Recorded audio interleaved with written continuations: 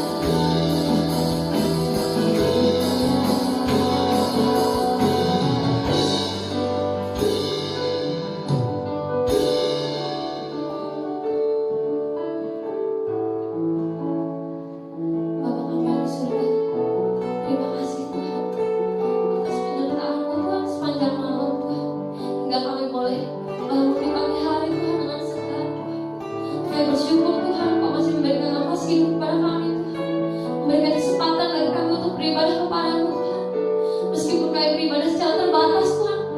Tapi kami percaya Tuhan Kau selalu tak terbatas ya Bapak. Haleluya. Tuhan, kami mau mulai ibadah kami ini Tuhan. Kiranya Kau yang beracara di tengah-tengah kami Bapak, dari awal, pertengahan hingga akhir nanti Tuhan. Kiranya setiap pujian penyembahan yang kami naikkan dapat menyenangkan hati-Mu Tuhan, dapat berkenan di hadapan-Mu. Terima kasih Tuhan. Bila ada kuasa jahat Tuhan yang ingin mengganggu ibadah kami ya Bapak, kami mau usir, kami mau tolak hanya di dalam nama Yesus Kristus Tuhan. Biarlah Engkau yang beracara di tengah-tengah kami Tuhan. Hanya Engkau-lah kuasa-Mu yang berkuasa di tengah-tengah kami Tuhan. Haleluya Tuhan. Kami mau mulai ibadah kami ini Tuhan hanya di dalam nama Yesus Kristus, Juru Selamat kami yang hidup. Haleluya. Amin. Tuhan Yesus begitu baik dalam hidup kita. Amin saudara. Kita mau angkat pujian, betapa baiknya Engkau Tuhan.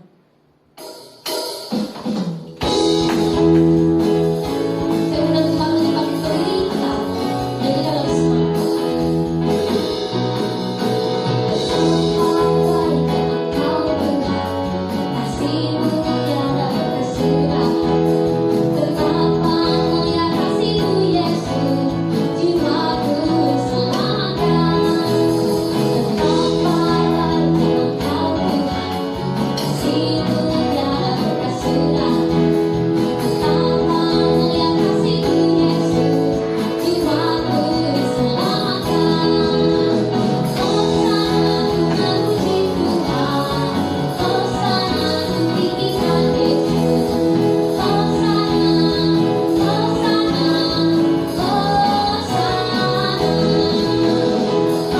ku memuji Tuhan, hosana ku tinggikan Yesus.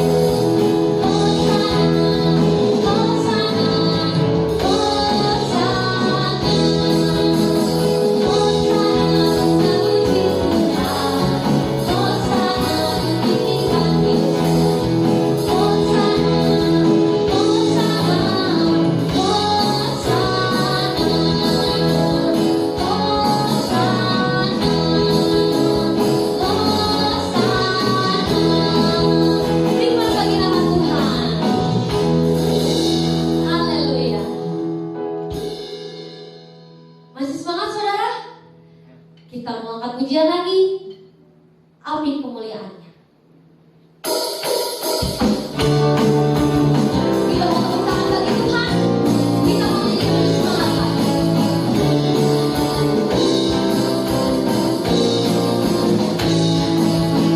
Bukanlah seorang nabi, ambil semua tubuhnya. Kata berkebanyakan kaya, dengarkanlah suara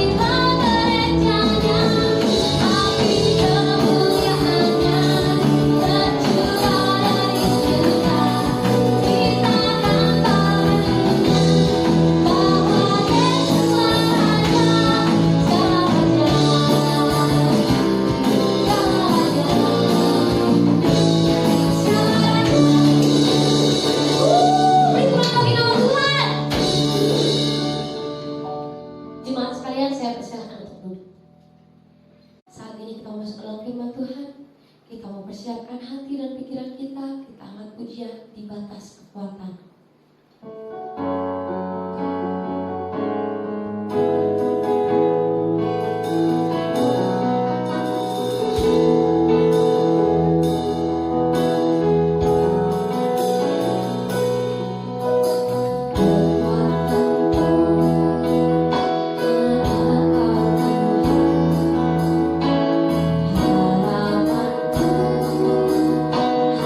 hanya Kau Tuhan.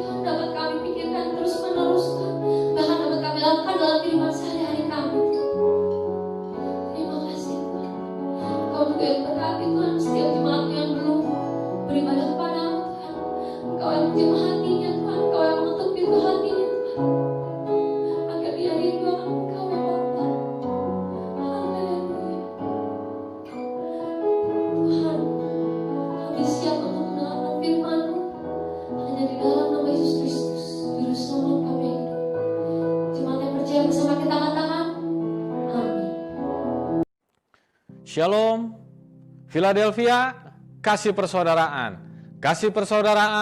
Philadelphia. Puji Tuhan, sungguh hari yang sangat diberkati, di mana kita kembali boleh berjumpa dalam ibadah online kita pada hari ini, di minggu kedua di bulan November.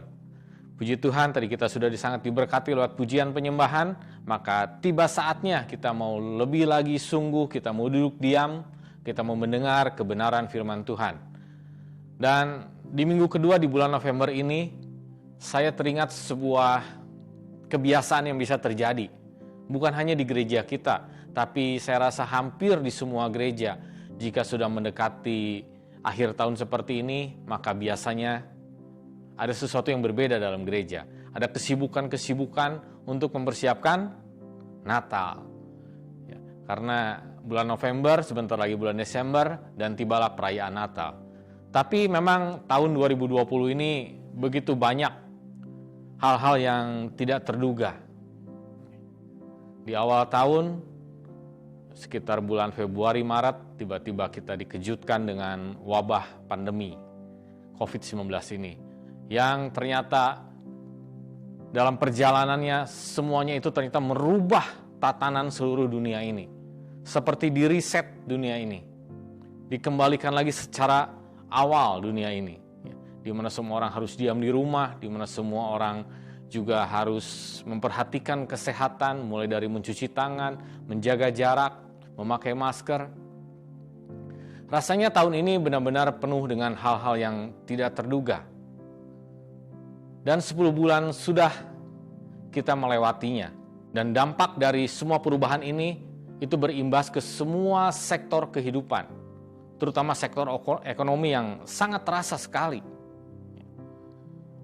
Ada begitu banyak perusahaan yang tidak kuat lagi menanggung beban kos operasional, biaya perusahaan, sehingga terpaksa harus memangkas biaya sana situ, dan efeknya adalah pengurangan tenaga kerja atau PHK, pemutusan hubungan kerja, ledakan pengangguran di mana-mana. Ada banyak usaha yang sudah tidak kuat lagi, akhirnya memilih untuk tutup. Banyak perusahaan mengalami penurunan omset yang luar biasa. Imbasnya sangat-sangat luar biasa yang kita rasakan. Dan 10 bulan sudah ini semua terjadi. Lalu apa hasil daripada 10 bulan ini? Biasanya survei-survei, data-data statistik itu disajikan pada awal tahun, sepanjang tahun 2020 seperti ini, jumlah orang yang meninggal karena kecelakaan atau pertumbuhan ekonomi seperti sekian, itu biasanya di awal tahun ramai itu. Tapi tanpa melihat itu pun, ketika saya banyak membaca berita, saya cukup kaget ternyata sudah banyak statistik dan survei-survei yang berjalan. Dan itu menunjukkan suatu hal yang luar biasa.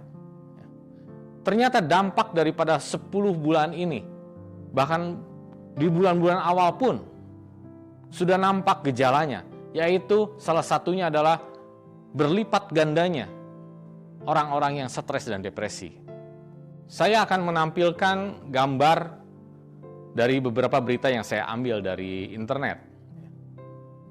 Di situ saudara bisa lihat bagaimana terjadi lonjakan-lonjakan, baik di Indonesia maupun secara global di seluruh dunia. Disebutkan sampai 3 kali lipat orang yang menderita depresi dan stres. Hampir setengah penduduk dunia terdampak daripada pandemi ini. Stres adalah reaksi tubuh yang muncul saat seseorang menghadapi ancaman, tekanan, atau suatu perubahan. Dan depresi adalah gangguan mental dan emosional akibat kesedihan, keputusasaan yang mendalam dan berlarut-larut.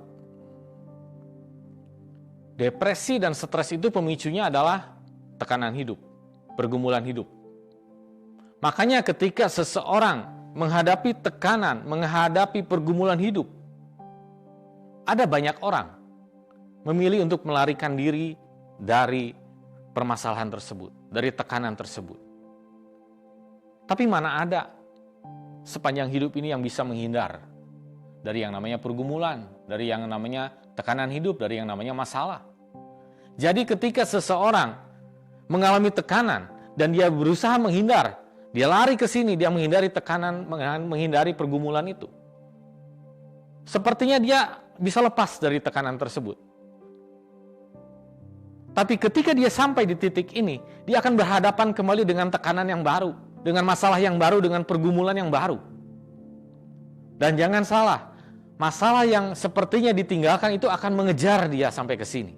Sehingga dia sekarang bukan menghadapi satu masalah, tapi dua tekanan, dua pergumulan, dua masalah dalam kehidupannya. Ketika dia mencoba lari lagi dari sini, dia pindah ke sebelah sini, maka seolah-olah dia lepas dari masalah tersebut. Tapi dia akan menemukan kembali tekanan di sini, dia akan menemukan kembali masalah di sini. Dan masalah tersebut yang dahulu itu akan semakin mengejar dia.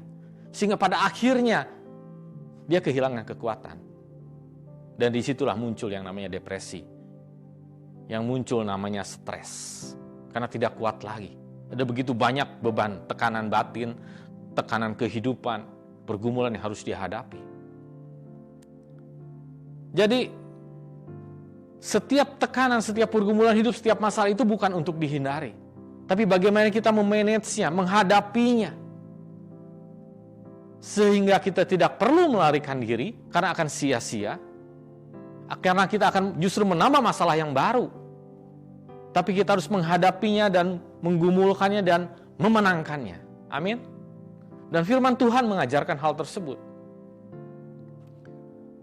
Karena ini momen mendekati Natal, maka saya teringat seorang tokoh dalam Alkitab yang luar biasa. Seorang wanita yang masih sangat muda belia. Mungkin berumur 17-18 tahun, masih sangat muda. Dan bagaimana dia menghadapi tekanan-tekanan dalam hidupnya, menghadapi pergumulan yang berat dalam hidupnya, yang bukan hanya urusannya hanya sekedar masalah, tapi ini nyawa. Tapi wanita tersebut tidak melarikan diri dari masalah. Dia berhasil memenangkannya malah. Dan sebagai upahnya, sampai saat ini, dia adalah wanita yang paling terhormat, paling dimuliakan di muka bumi ini yang pernah lahir, yang pernah ada dalam dunia ini. Siapakah itu? Mari kita buka firman Tuhan kita siang hari ini dalam Lukas 1, ayat 31 sampai dengan ayat 38. Lukas 1 ayat 31. Sesungguhnya engkau akan mengandung dan akan melahirkan seorang anak laki-laki, dan hendaklah engkau menamai dia Yesus.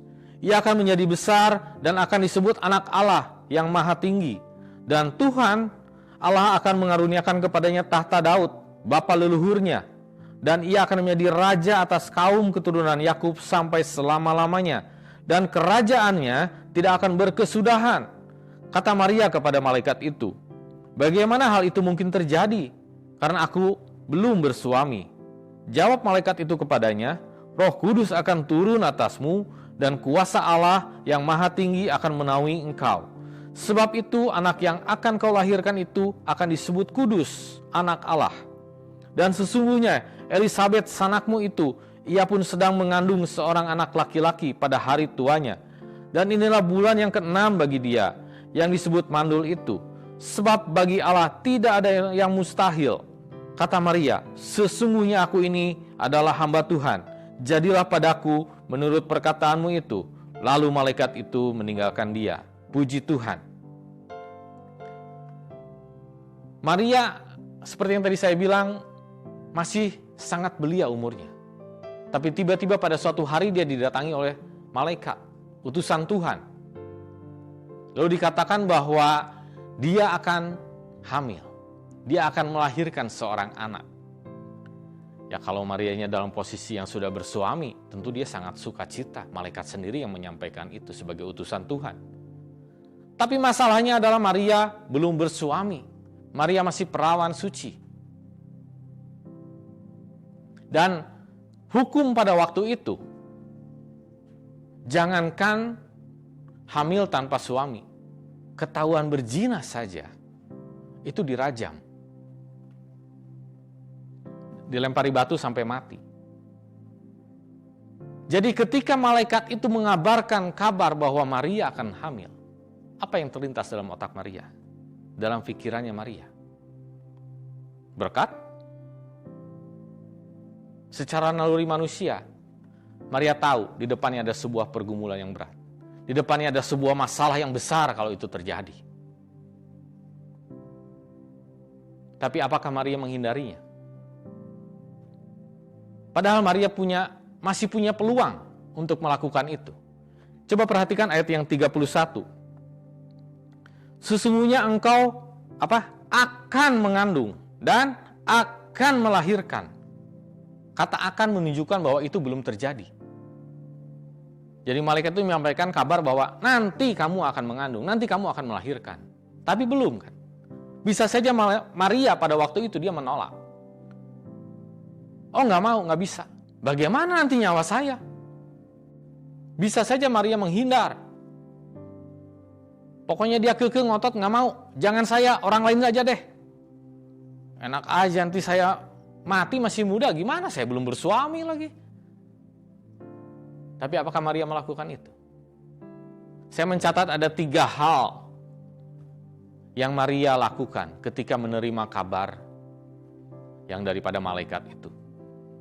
Dan 3 hal inilah yang menjadi kunci jawaban bagaimana Maria bisa menghadapi pergumulan, tekanan dalam hidupnya, sehingga dia bisa menang atas pergumulannya. Bahkan dia mendapatkan posisi yang luar biasa dalam kehidupannya. Siang hari ini mari kita belajar dari 3 sikap Maria, bagaimana dia bisa menang atas pergumulan tersebut. Yang pertama, mari kita baca ayat yang ke-34. Di situ dikatakan, kata Maria kepada malaikat itu, bagaimana hal itu mungkin terjadi karena aku belum bersuami? Ini pertanyaan dari kebingungan Maria. Ketika dia mendengar kabar dari malaikat itu, dia bingung dan timbul sekali banyak pertanyaan. Bagaimana mungkin? Kenapa harus aku? Kapan itu terjadinya? Kapan aku melahirkannya? Di mana? Dengan siapa? Gimana nanti dengan orang tuaku? Ada banyak sekali pertanyaan. Tapi langkah pertama yang sangat penting dan sangat krusial dalam menghadapi pergumulan dan dalam menghadapi tekanan hidup ini, yaitu Maria bertanya kepada malaikat. Malaikat waktu itu melambangkan utusan daripada Tuhan, melambangkan Tuhan itu sendiri pada saat dia mengabarkan kabar itu. Jadi Maria ketika ada dalam pergumulan, ketika ada dalam tekanan berat, dia bertanya pada tempat yang tepat kepada malaikat sebagai utusannya Tuhan. Ketika kita menghadapi pergumulan, ketika kita menghadapi tekanan, pertanyaannya, kepada siapa kita bertanya? Mungkin banyak kebingungan yang terjadi dalam kehidupan kita. Mengapa ini harus terjadi? Kenapa harus saya? Gimana nanti dengan usaha saya? Ada banyak hal ketika kita menghadapi pergumulan yang menjadi kebingungan dan pertanyaan-pertanyaan dalam diri kita. Ingat, jangan salah bertanya. Bertanya pada tempat yang tepat. Karena ini langkah yang pertama dan sangat krusial, yang menentukan ke depannya. Ketika kita salah bertanya, kita akan tersesat. Bahkan mungkin mendapat malu. Saya pernah baca sebuah cerita. Yaitu ada seorang dosen yang sangat terkenal galak. Dosen ini dosen killer, sangat ditakuti oleh mahasiswanya. Ketika dia mengajar, tidak ada satupun mahasiswa berani bersuara. Karena begitu kerasnya, begitu galaknya daripada dosen ini.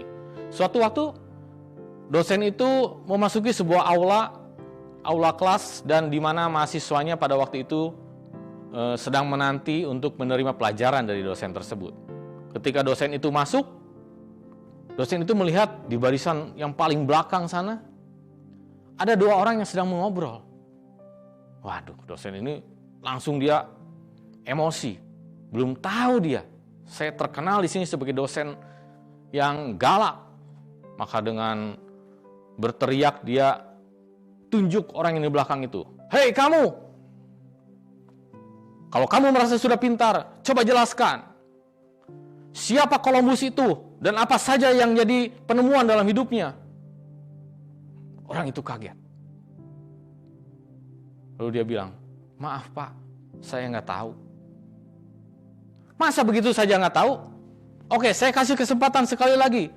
Coba jelaskan, siapa Abraham Lincoln dan apa moto dalam kehidupannya? Kembali orang itu kaget. Dan dia menjawab, maaf Pak, saya juga nggak tahu. Dosen itu benar-benar marah, dia gebrak meja. Jadi untuk apa kamu kesini? Otakmu kosong. Coba ceritakan apa maksud dan tujuanmu ada di kelas ini. Tiba-tiba orang itu menjawab, maaf Pak, saya mau betulin AC. Saya teknisi AC Pak. Saya tadi dipanggil kepala sekolah untuk membetulkan AC. Dan dosen itu sangat malu. Mahasiswanya menahan tawa semuanya.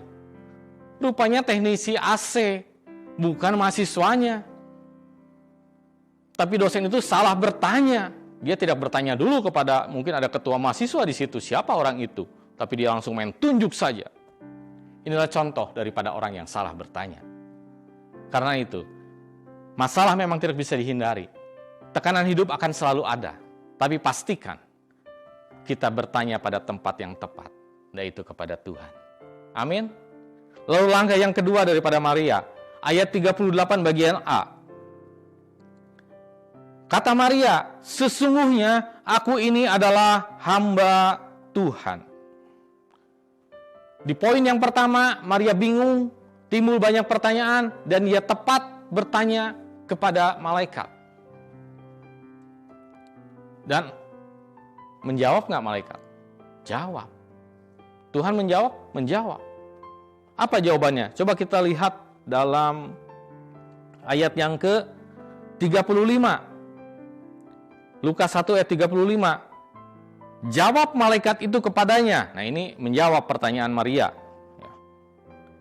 Roh Kudus akan turun atasmu dan kuasa Allah yang Maha Tinggi akan menaungi kamu, menaungi engkau. Ini jawaban daripada Tuhan. Ketika Maria bertanya, bagaimana mungkin hal itu terjadi? Jawabannya seperti ini. Roh Kudus akan turun atasmu dan kuasa Allah yang Maha Tinggi akan menaungi engkau. Ngerti nggak Maria? Tambah bingung. Saya yakin Maria tambah bingung. Bagaimana Roh Kudus akan turun ke atasku? Lalu apakah bagaimana caranya aku bisa mengandung? Lalu Tuhan menjanjikan menaungi aku? Bagaimana caranya aku bisa menghindari dari omongan orang? Dari jerat hukum rajam yang ada di depan mata? Tapi apa sikap Maria? Sikap Maria yang kedua. Kita lihat tadi jawabannya adalah sesungguhnya aku ini adalah hamba Tuhan. Maria tahu posisinya. Walaupun jawabannya dia tidak mengerti. Walaupun jawabannya tidak memuaskan dirinya. Tapi Maria merendahkan dirinya. Dia memposisikan dirinya sebagai hamba. Dan tuannya adalah Tuhan. Dan ciri orang yang merendahkan diri, orang yang rendah hati, dia nggak suka protes. Ketika tuannya memberikan sebuah perintah, sebuah instruksi yang dia tahu dia sebagai hamba dan dia harus melakukannya apa yang tuannya perintahkan. Ada banyak orang ketika ditawarkan sesuatu atau diberikan instruksi, diberikan perintah oleh seseorang yang mungkin berada di atasnya. Misalnya ada seorang atasan memberikan arahan kepada bawahannya. Besok kamu pergi ke Jakarta jam 7 sudah ada di Bundaran HI dan tunggu di situ. Cukup perintahnya sampai di situ. Si karyawannya bilang, tujuannya apa Pak? Nanti saya ngapain Pak? Bagaimana dengan uang jalan saya Pak? Nanti saya bayar tol pakai apa Pak? Saya pakai mobil yang mana Pak? Nanti saya di sana ketemu siapa Pak? Ciri-ciri orangnya bagaimana? Tugas saya sebenarnya apa? Apa yang harus saya sampaikan? Dan begitu banyak pertanyaan. Tapi Maria, dia rendah hati. Dia merendahkan hidupnya, dia merendahkan, tahu posisinya bahwa dia adalah hamba. dan tuannya adalah Tuhan yang berkuasa. Saat kita menghadapi masalah, saat kita menghadapi tekanan dalam kehidupan ini, memang betul banyak hal yang kita tidak mengerti. Mengapa Tuhan harus seperti ini? Tapi mari, disinilah bekerjanya sebuah iman percaya. Bagaimana kita bisa mempercayakan hidup kita kepada Tuhan kita. Seperti Maria mempercayakan segala sesuatunya kepada Tuannya, yaitu Allah yang hidup. Bagaimana ketika kita menghadapi pergumulan masalah, di atas segala ketidakmengertian kita, tapi kita berani berkata seperti Maria, aku ini hamba di hadapan.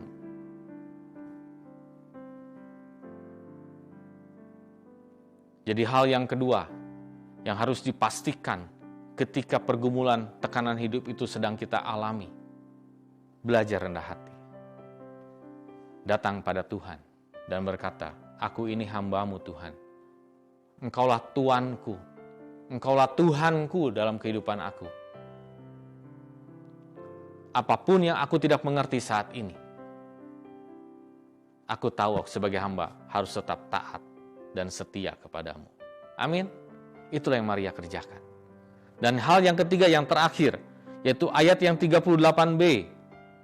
Dia berkata, jadilah padaku menurut perkataanmu itu.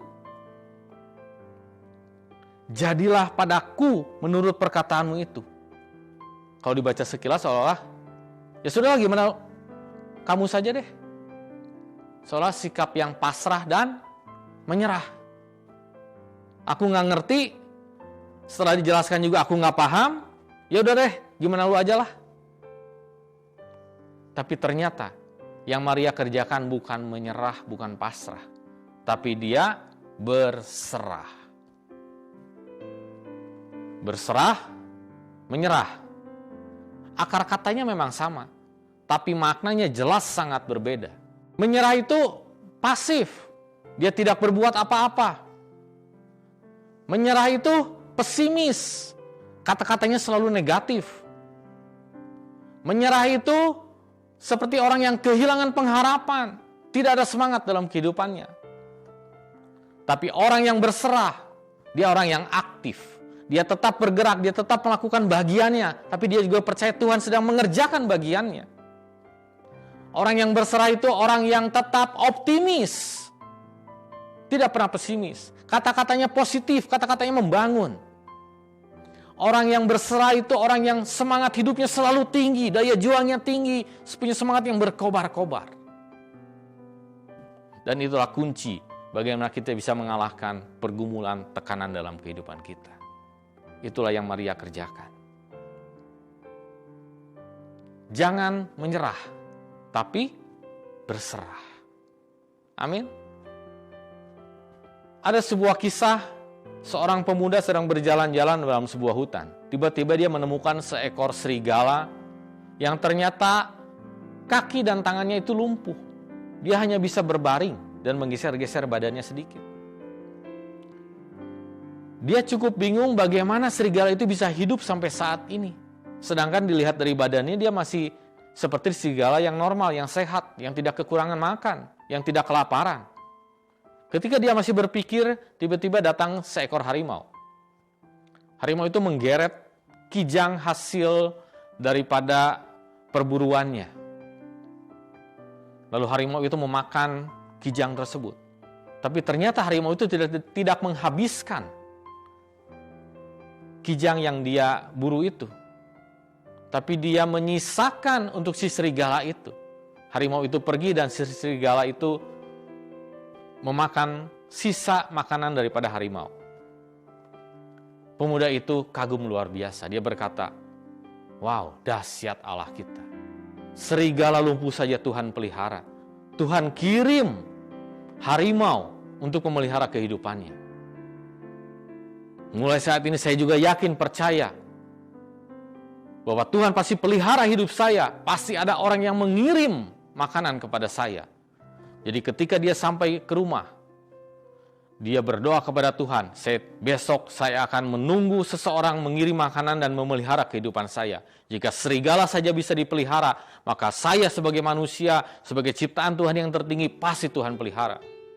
1 hari dia menunggu. 2 hari dia menunggu. 3 hari dia menunggu, belum ada yang datang. Makanan perbekalan di rumahnya sudah mulai menipis. Dia berdoa kepada Tuhan.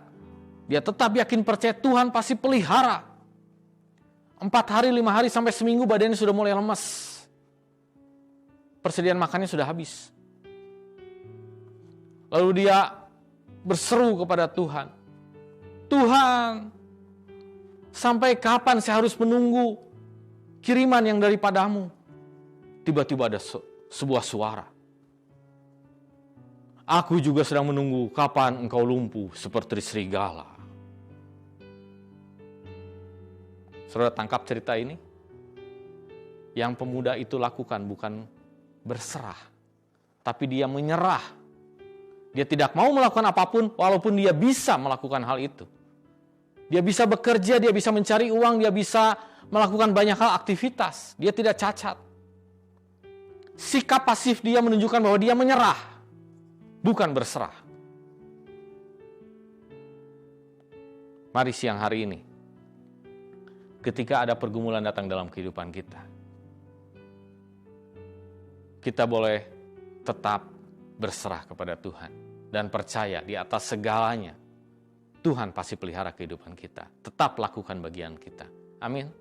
Jadi kesimpulan firman Tuhan siang hari ini, bahwa hidup memang tidak bisa lepas dari tekanan, dari pergumulan, dari permasalahan. Jangan kita menghindarinya. Jangan kita melarikan diri dari masalah, karena akan menimbulkan masalah-masalah baru yang justru memperberat tekanan dalam hidup kita. Sehingga pada akhirnya bisa saja kita terseret oleh depresi, oleh stres, seperti orang-orang dunia. Tapi kita punya Tuhan yang luar biasa. Hadapi masalah itu. Hadapi dengan 3 hal yang harus kita lakukan. Ada banyak pertanyaan dalam kehidupan ini, ada banyak kebingungan dalam kehidupan ini. Jangan salah bertanya, jangan salah tempat. Pastikan curahan hati kita, pastikan tempat kita bertanya adalah Tuhan yang hidup. Bawa semuanya dalam pergumulan di dalam doa. Ketika jawaban Tuhan mungkin tidak memuaskan, membuat kita semakin bingung, ingatlah bahwa Dia Tuhan, Dia Tuhan dalam kehidupan kita. Dia sedang memberikan suatu pengalaman dalam kehidupan kita. Sehingga kita harus berkata, aku percaya Tuhanku baik. Aku sebagai hamba. Aku sebagai hamba Tuhan. Apapun yang Tuhan kerjakan, aku percaya ujungnya selalu baik. Dan hal yang ketiga, ketika pergumulan tekanan itu datang, jangan menyerah. Tapi berserah. Tetap lakukan bagian kita, tetap bersemangat, tetap optimis dalam kehidupan ini. Dan kita percaya Allah Bapa kita yang hidup, Dia akan memberkati, Dia akan memelihara kehidupan kita. Sehingga seperti Maria bisa lepas dari pergumulannya, bahkan bisa menang atas pergumulannya. Sehingga dia menjadi wanita yang dimuliakan, yang pernah ada di dunia ini. Maka kita pun, kalau kita melakukan 3 hal ini, akan menjadi seorang pemenang. Dan kita punya kehidupan yang mempermuliakan nama Tuhan. Amin. Puji Tuhan. Tuhan Yesus memberkati. Mari jemaat Tuhan, saya undang saudara bangkit berdiri.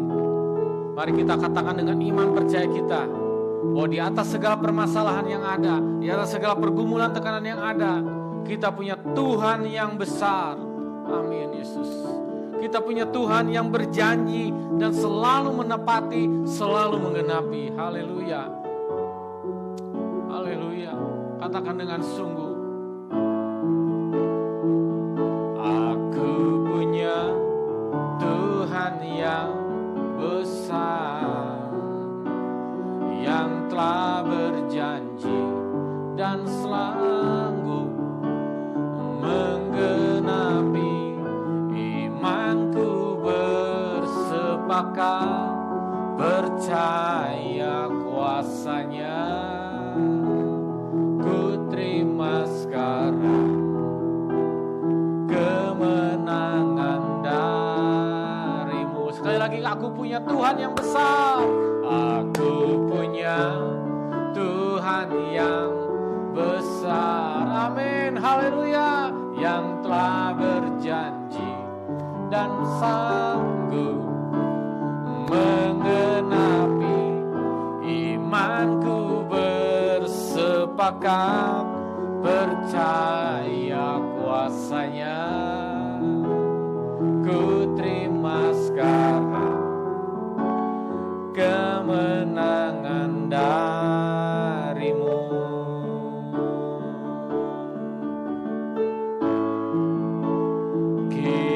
Kiranya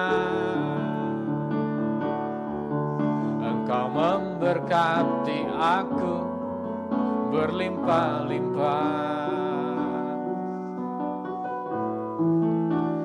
dan memperluas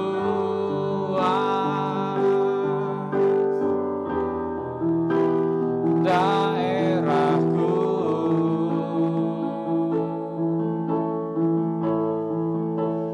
dan kiranya tangan-Mu menyertai aku dan melindungi aku daripada malapetaka, sehingga kesakitan tidak menimpa aku.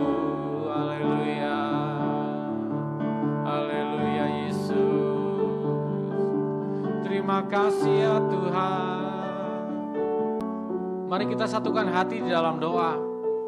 Benar Yesus, menghadapi dunia yang semakin hari semakin tidak mudah ini ya Tuhan.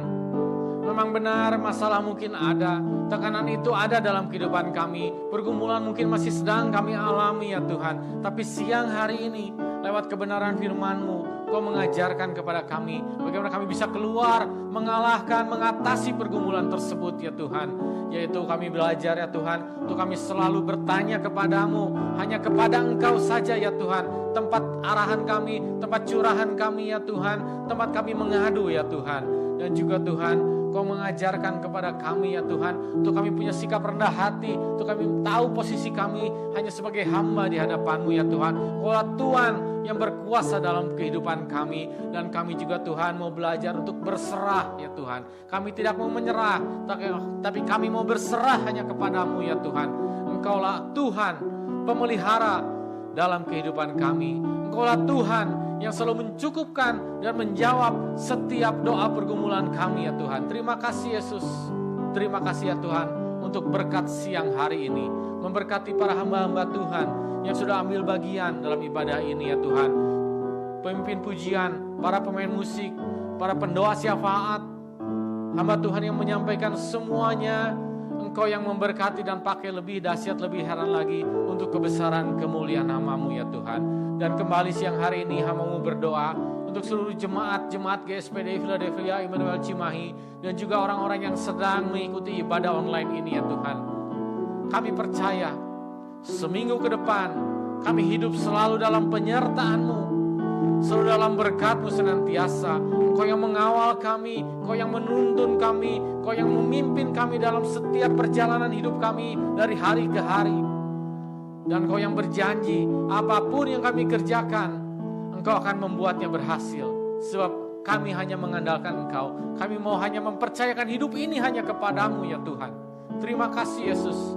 Terima kasih ya Tuhan. Berdoa terus untuk Ibu Bapak Gembala kami, juga untuk para penatua, diaken, diakonos, pengerja, guru sekolah minggu, dan semua jemaat, baik yang paling muda sampai yang paling tua. Kami hanya bisa berserah kepada-Mu ya Tuhan. Biarlah kami semua dalam pemeliharaan-Mu, dalam kesehatan-Mu, dalam berkat-Mu, dalam kesejahteraan-Mu selalu. Dan kami yakin percaya akan ada waktu-Mu yang ajaib, yang sempurna, yang akan mempertemukan kami kembali di gedung ini untuk kami bersama-sama beribadah kepada-Mu ya Tuhan. Terima kasih ya Tuhan.